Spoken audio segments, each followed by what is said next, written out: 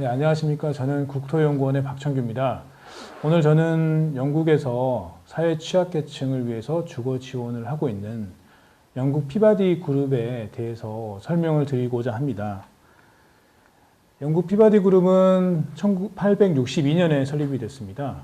그래서 이제 가난한 사람들의 상태를 개선하고 그들의 행복을 증진시킨다라는 그런 비전을 가지고 피바디 그룹이 이제 설립이 됐고, 피바디 그룹은 영국 런던을 중심으로 사회 취약계층에 대해서 주거 지원을 하는 비영리 조직이다라고 그렇게 생각하시면 되겠습니다.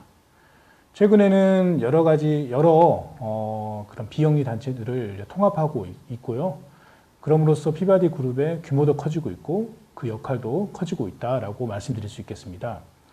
피바디 그룹의 미션은 양질의 주택 공급, 커뮤니티 활성화, 그리고 삶의 질 개선이라고 할 수 있겠고, 이런 중요한 세 가지 키워드가 제가 오늘 말씀드리고자 하는 내용의 주된 핵심 내용이다라고 말씀드릴 수 있겠습니다. 피바디 그룹의 이제 조직에 대해서 간단하게 설명을 드리자면, 일단은 뭐 밑에 그림에서 보시는 것처럼 주택 공급과 관리와 관련된 자회사, 그리고 커뮤니티를 활성화시키는 조직이 있습니다. 그리고 피바디 사우스 이스트 리미티드가 있는데, 아까 말씀드린 것처럼 피바디 그룹은 런던을 중심으로 활동을 하고 있습니다. 근데 영국의 사우스 이스트 지역은 영국의 수도권이라고 할 수 있겠고, 여러 조직들을 이제 통폐합하는 과정에서 사우스 이스트 지역에 대해서도 일부 활동을 하고 있다라고 말씀드릴 수 있겠습니다. 그리고 이제 커뮤니티를 조성하고 하는 것들이 굉장히 중요하기 때문에 여러 전문가들의 의견을 수렴해서 하는 그런 6개의 위원회가 존재하고 있고, 그런 위원회를 통해서 많은 의사결정이 이루어지고 있다라고 설명드릴 수 있겠습니다. 피바디 그룹은 아까 말씀드렸던 것처럼 런던을 중심으로 활동을 하고 있고, 주택과 관련된 여러 가지 편의시설 제공, 또 고용, 여러 가지 이제 고용까지도 보면서 이제 폭넓은 주거복지 활동을 수행하고 있다라고 말씀드릴 수 있겠습니다. 영국 피바디 그룹은 이제 보통 한 96%는 런던 권역에 위치한 주택을 제공하고 있고, 그다음에 나머지는 이제 아까 말씀드렸던 이제 사우스 이스트 지역에 좀 집중되어 있다라고 말씀드릴 수 있겠고요. 그리고 피바디는 이제 취약계층을 돕고 건강한 커뮤니티 조성을 위해서 여러 가지 커뮤니티 지원 사업에 투자를 많이 하고 있습니다. 근데 그 커뮤니티 지원 사업은 이런 물리적인 시설 지원뿐만 아니라 고용이라든지 또 교육 훈련까지 아주 폭넓게 지원하고 있다라고 말씀드릴 수 있겠습니다. 피바디의 이제 주요 사업에 대해서 말씀을 드리겠습니다. 주거 서비스 영역에 있어서는 먼저 주택 수리에 대해서 좀 말씀을 드리고 싶은데, 주택 수리와 관련해서는 이제 표에서 보시는 것처럼 그 임차인이 이제 책임 있는 부분, 그리고 임대인이 책임 있는 부분, 이렇게 구분이 되어 있습니다. 어떻게 보면 임차인과 임대인, 그런 집을 이제 임대하고 하는 과정에서 임차인과 임대인 간의 그런 주택 수리에 관련해서는 이제 갈등 요소가 생길 수밖에 없는데, 그런 부분들을 이렇게 체계적으로 잘 정리해서 각 주체별로 이렇게 책임성, 그리고 자기가 해야 될 일에 대해서 이제 명확하게 제시하고 있다는 부분이 참 중요하다고 생각이 되고요. 그리고 이제 긴급성을 요하는 수리사항에 대해서는 24시간의 신속한 지원을 하고 있습니다. 이제 그런 조직 체계가 이제 구성되어 있고, 입주민이 이제 콜센터를 통해서 이제 유선선을 통해서 의뢰를 하게 되면 그런 가이드라인이라든지 그 조직이 이제 급한 부분에 대해서는 아주 신속하게 지원을 하고 있는 체계다라고 말씀드릴 수 있겠습니다. 그리고 임대료와 관련돼서는 일반적으로 피바디 주택의 임대료는 이제 시장 가격을 기준으로 이제 책정이 됩니다만은, 이제 교사라든지 소방관, 경찰 등 공공 분야에서 일하는 키워커에 대해서는 시장 가격의 80% 저렴하게, 그리고 저소득층에 대해서는 69%까지 주거 비용을 할인해 주고 있습니다. 그리고 이제 컨설팅과 관련해서는 아시다시피 취약계층들은 여러 가지 주거 복지에 대한 소요가 굉장히 많습니다. 그래서 우리나라 같은 경우 뭐 주거 급여라든지, 그리고 공공임대라든지 뭐 그런 여러 가지 주거 복지 프로그램에 대한 소요가 많듯이 영국도 마찬가지라고 보시면 되겠습니다. 근데 영국의 이제 피바디 그룹의 약간 특징은 이런 전문가들이 복지와 관련된 많은 법들을 충분히 숙지하고 있고, 그럼으로써 입주민이 처한 상황에 맞게끔 이제 복지 혜택이 이용 가능한지를 보고 거기에 대해서 자문을 수행해 준다는 것입니다. 그래서 해당 팀에서는 이제 복지 혜택과 도움을 주는 여러 가지 수당, 우리나라 같은 이제 주거 복지 같은 수당이 있을 수 있겠고요. 또 세금, 그리고 이제 구직하는 실업 수당, 그리고 장애 수당, 그리고 세액 공제, 그리고 그런 혜택의 상한이라든지, 그리고 또 채무도 있지 않겠습니까? 채무와 관련된 상담까지 매우 폭넓게 이런 컨설팅을 하고 있다는 부분들이 가장 큰 특징입니다. 물론 우리나라 같은 경우도 LH라든지 지자체에서 주거복지센터가 운영되고 있긴 하지만은 약간 지자체 사업이라든지 그리고 국토부 사업이라든지 그런 쪽에 약간 편중되는 특징이 있지 않습니까? 그런데 이제 정확하게 그 어떤 취약계층이 맞는 서비스를 제공한다 그러면 뭐 보건복지부에서 그다음에 산자부, 그리고 농림부, 뭐 그런 각 부처에 흩어져 있는 그런 주거복지 사업들에 대해서 충분히 컨설팅할 수 있어야 되는데, 약간 피바디 사례는 약간 그런 컨설팅 사업이 굉장히 폭넓고 그 영역이 있어서 어느 한쪽에 치우쳐지지 않는다는 그런 특징이 있어서 이런 부분들은 우리가 벤치마킹 할 수 있는 주거복지 전달체계의 하나의 사례다라고 생각할 수 있겠습니다. 그리고 안전과 관련해서는 안전과 관련해서도 여러 가지 서비스를 제공하고 있다는 것인데, 특히 이제 반사회적 행동이라든지 가정폭력 등이라든지 그런 문제가 발생했을 때 가이드라인을 제시해주고, 문제가 발생하면 이제 서비스팀에서 그 지역에 또 매니저가 있습니다. 그 매니저에게 전달해서 그 문제가 빨리 해소될 수 있도록 지원한다는 점이 가장 큰 특징입니다. 그리고 제가 이제 그 와든이라 해가지고 치안 관리인이라고 제가 좀 해석을 했는데, 이 부분은 약간 지역 경찰이라고 보시면 될 것 같고, 지역 자치 경찰 뭐 그 정도로 해석하시면 될 것 같고, 그런 커뮤니티 내에 그런 치안 관리인을 두어서 매니저랑 함께 커뮤니티의 안전과 반사회적 행동, 그리고 범죄라든지 그런 주요한 이슈를 신속하게 잘 다루고 있다라는 부분들이 가장 큰 특징입니다.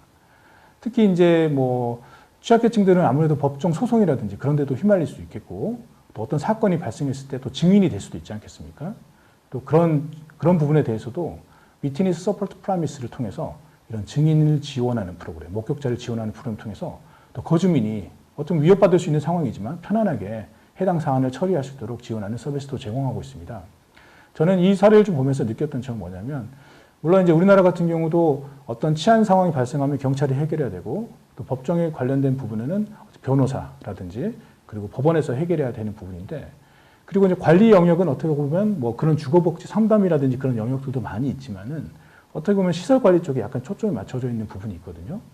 그러니까는 그 시설 관리와 그런 여러 가지 사안들이 해결돼야 되는 그런 치안과의 그런 공백, 그 간극이 존재한다라는 부분이 있습니다. 그런 간극을 해결해 줄 수 있는 매개체가 필요한데, 약간 저는 이런 치안 관리, 그 피바디 그룹 내에 존재하는 그런 치안 관리인이 그런 매개체 역할을 할 수 있고, 우리나라도 이제 주거복지 영역에서 이런 부분들이 굉장히 중요하게 다뤄줘야 된다라고 저는 생각을 하고 있습니다. 그리고 이제 갈등이 많이 생깁니다. 그런 갈등이 생길 때는 이제 갈등을 잘 중재할 수 있도록 해줘야 되는데, 이런 갈등 중재 서비스로서 이제 그 피바디 그룹에서는 갈등 중재 팀을 운영을 하고 있습니다. 이제 우리나라 같은 경우도 뭐 임대인과 임차인 간의 갈등이 많이 늘어나고 있고, 특히 또 우리나라 같은 경우는 아파트 위주의 이제 주택 거주를 하기 때문에 또 뭐 층간 소음이라든지 흡연 문제라든지 그런 갈등이 많이 생겨나지 않습니까? 그래서 우리나라 같은 경우도 그런 갈등을 어떻게 중재할 수 있을까? 어떻게 효과적으로 중재할 수 있을까라는 부분들이 굉장히 중요한데, 이런 사례를, 피바디 사례를 좀 잘 응용하면 우리 한국만의 맞는 그런 해결 방안도 만들 수 있지 않을까 저는 생각을 하고 있습니다. 일단은 피바디에서는 이런 갈등이 발생하면 비공개를 원칙으로 갈등 조정이 이루어지고요. 아주 신속하게 구속력 있는 해결을 하기 위해서 굉장히 노력합니다. 피바디 보고에 따르면 발생한 갈등 중에서 최대 80% 사례가 아주 신속하고 구속력 있게 피바디가 제시한 그런 원칙 하에서 해결됐다고 그렇게 발표를 한 바 있습니다. 그 피바디 그룹의 그런 갈등 중재 서비스의 일련의 원칙에 대해서 제가 좀 말씀을 드리자면, 일단은 갈등이 중재가 이루어지면 입주민과 이후 당사자 그리고 2명의 조정 전문가가 참여합니다. 이 조정 전문가는 그야말로 이제 중재를 할 수 있는 아주 전문가라고 보시면 되겠습니다.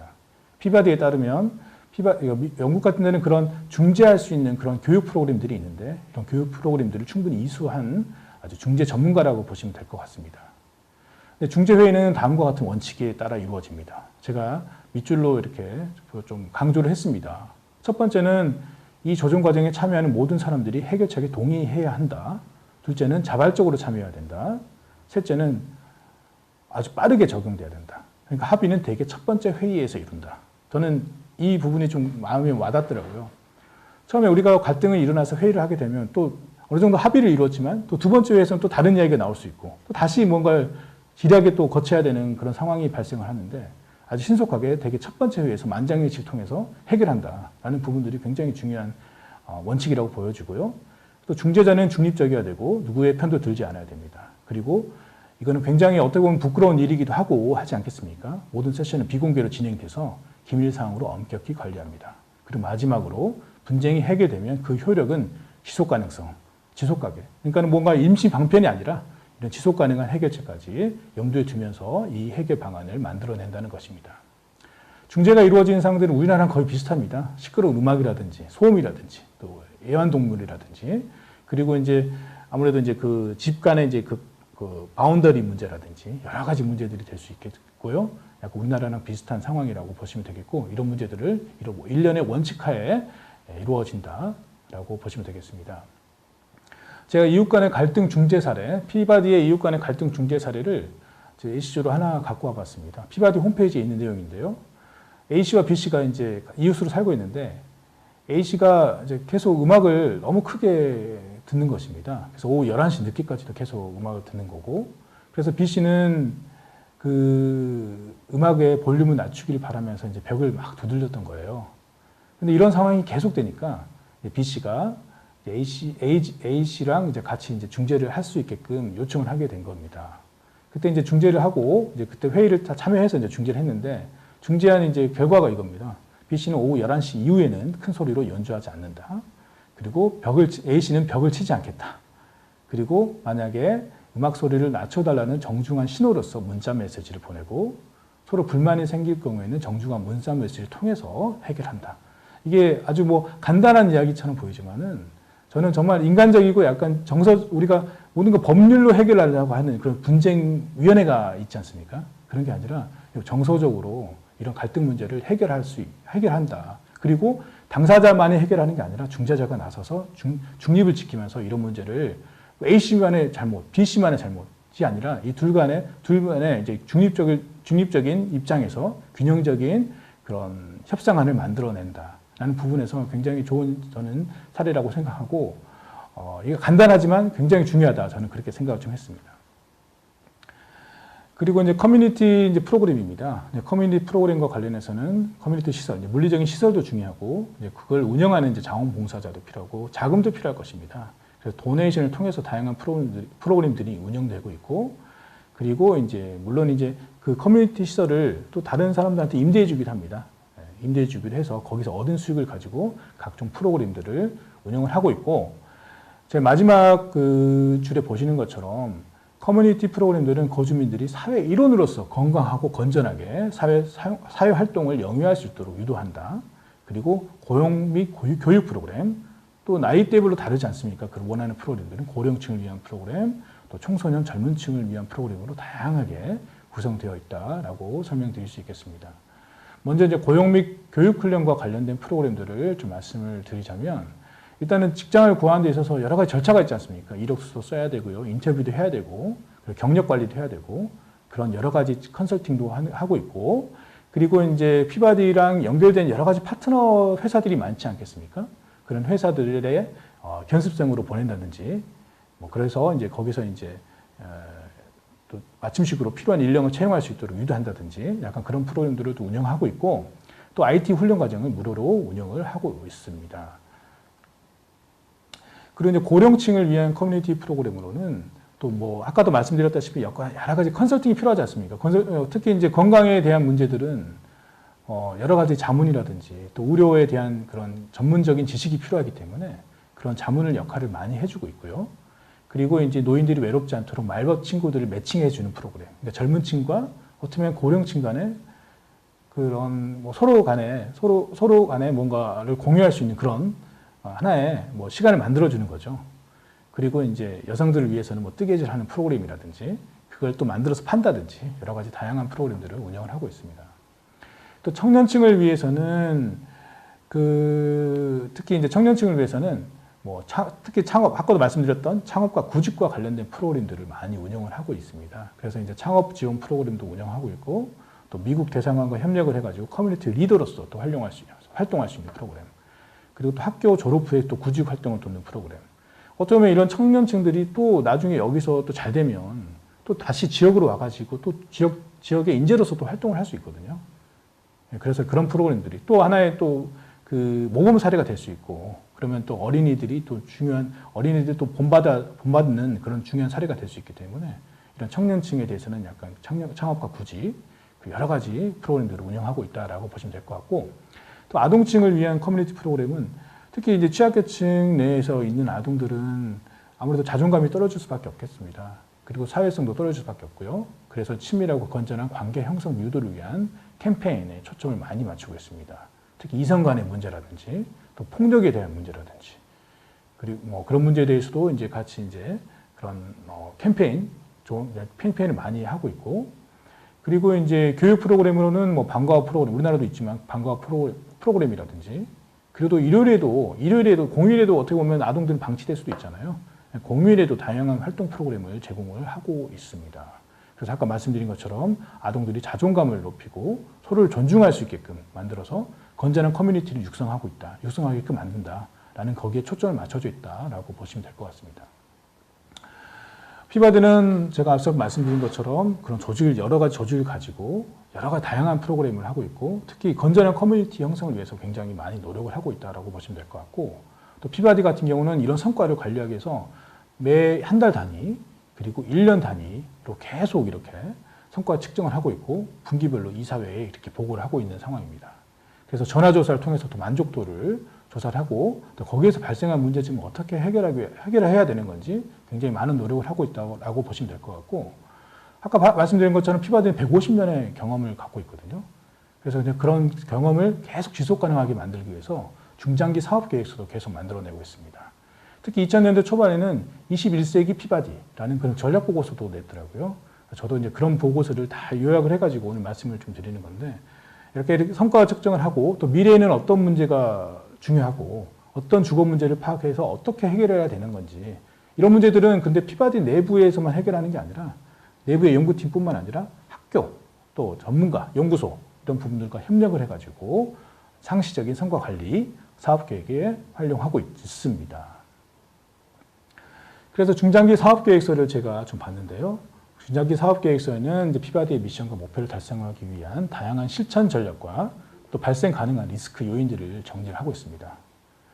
최근에는 뭐 영국에서 임대주택, 아파트먼트가 그 그ren펠 타워가 크게 화재가 난 적이 있었지 않습니까? 특히 우리나라 같은 경우도 취약계층이 이제 거주했던 뭐 국일 고시원이라든지 그런 데서도 이제 화재가 나서 많은 인명피해가 났었고요. 근데 그런 부분과 연관돼 가지고 안전과 관련된 부분을 굉장히 중장기 전략에서는 강조를 하고 있었습니다. 특히 이제 우리나라 지금 코로나를 또 겪고 있지 않습니까? 이런 코로나를 겪으면서 특히 더 안전과 관련된 그런 부분들이 이제 피바디의 중장기 전략에 계속 중요한 이슈가 될 것이라고 생각이 되고, 그런 부분들을 계속 담아가고 있다라고 보시면 될 것 같습니다. 이 부분을 이제 참고하시면 될 것 같고요. 그리고 또 미래 환경 변화에 대응해서 다양한 전략을 수행을 하는데, 그 다음에 또 여러 가지 전문가랑 또 협업을 해가지고 파일럿 스터디도 수행을 좀 하고 있습니다. 특히 이러한 물론 이제 좋은 집을 계속 공급하기 위해서는 주택의 발코니라든지 또 정원도 공급해야겠지만, 또 주택에 이제 그런 튼튼해야 되지 않겠습니까? 그리고 에너지적으로 효율적이어야 되고요. 그래서 장수명 주택 공급이라든지 그런 프로그램, 또 커뮤니티 활성을 위해서는 어떻게 또 다른 프로그램들과 연결할까? 또 인근에 대학이 있다면 그런 대학과 어떻게 연결해 볼까? 또 인근 상업지역과는 어떻게 연결해가지고 고용이라든지 교육 훈련 관련 등을 해볼까? 라는 그런 부분들. 그리고 이제 지역에 대한 커뮤니티 소속감을 높이기 위해서 주민자치 기획 프로그램이라든지, 또 라이프 스타일이 다양한데 라이프 스타일에 맞는 맞춤형 서비스 제공이라든지 여러 가지 그런 전략들을 수립해서 좀 하고 있고, 제가 이제 그림을 2가지 정도를 이렇게 제시를 해봤는데, 거기 피바디 비전 21세기 피바디 비전에 나와 있던 내용입니다. 그 왼쪽 하단에 이제 있는 그림은 발코니가 이제 마주보고 있는 주택을 짓자는 것이죠. 그래서 이제 서로 간에 교류를 좀 많이 하자는 것입니다. 앞에 하트가 있네요. 이렇게 통해서 서로 간에 친밀감을 높이고 이웃 간에 이제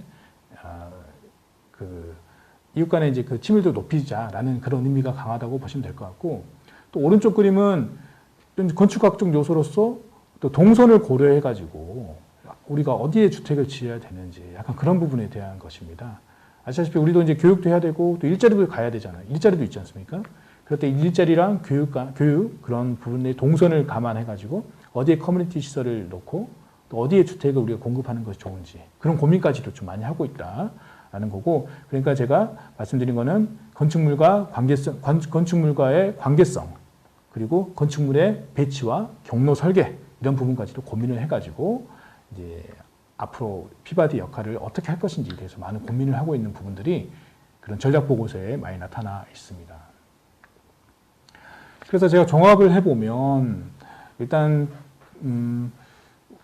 피바디 그룹이 아까 말씀드렸던 것처럼 한 150년에서 거의 200년 가까이 이제 그 많은 시행착오를 겪어오면서 갈등 해소라든지 커뮤니티 활성화를 위한 여러 가지 매뉴얼이라든지 그런 원칙들을 만들었다고 생각합니다.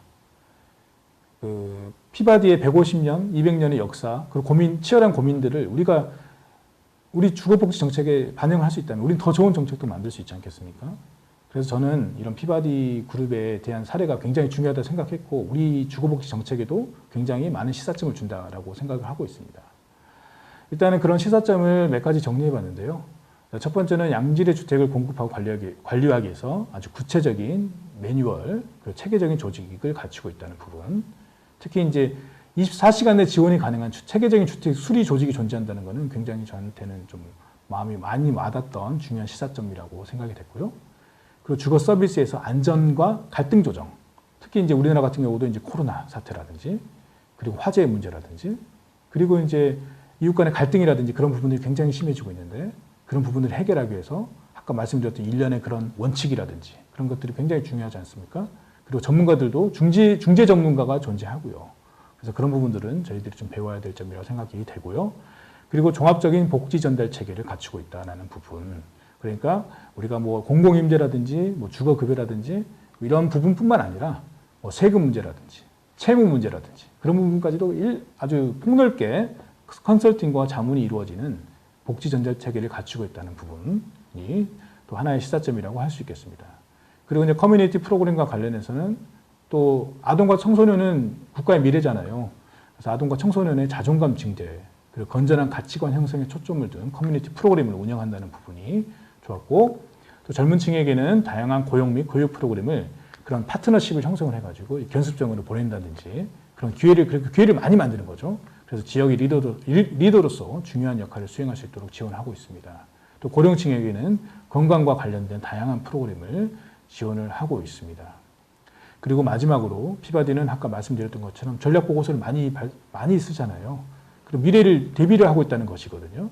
지속적인 성과 관리와 연구를 통해서 중장기 사업 계획을 구상하고 이를 다양한 각도에서 실현하기 위해서 노력하고 있습니다. 이상 마치겠습니다.